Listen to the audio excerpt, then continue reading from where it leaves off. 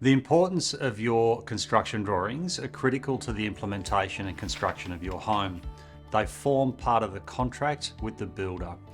Your plans are as binding as your building contract, as they describe in detail exactly what's to be built, whereas your building contract really only describes who, where and how much. Your builder is accountable to these drawings, as are you as the client. To say, for example, that you thought the room would be bigger or smaller or different somehow and that you don't understand the plans doesn't mean that your builder is expected to rework anything, not for free anyway. The builder will have a standard form contract most likely, and that relies on the quality of the documents that are prepared by your architect or designer. Those drawings will clarify all of the fit and finish of your entire project. If it's not on the drawings, the builder can't allow for it. So it's important to make sure that you understand what's on those drawings. If it's missing, the builder hasn't got it, and therefore a variation can occur later, and the builder and yourselves can end up in a tenuous relationship. So it's critical to get to know these drawings, ask plenty of questions early on. In general, communication is the key. Ultimately, that's what the plans do.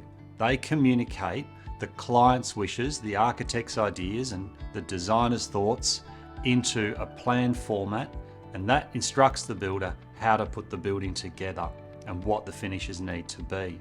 Ultimately, if it's not in writing or drawn, then it's not being communicated. When the drawings have gaps or information that's incomplete, it leaves interpretation open.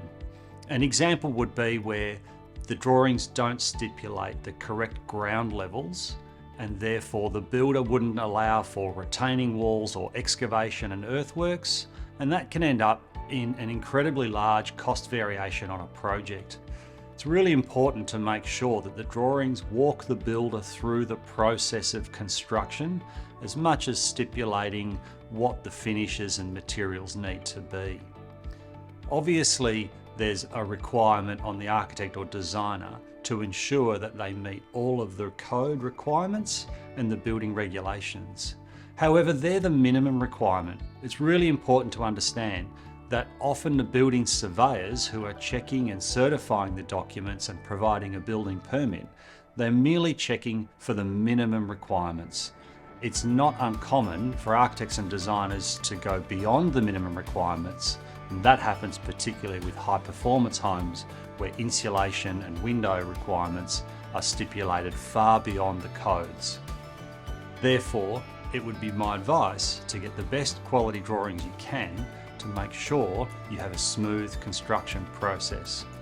While inspirations and ideas may form your plans, they're no good to take to a builder. The plans are where the rubber hits the road and form a highly communicative and binding document to translate, with the help of your architect or designer, your ultimate wishes.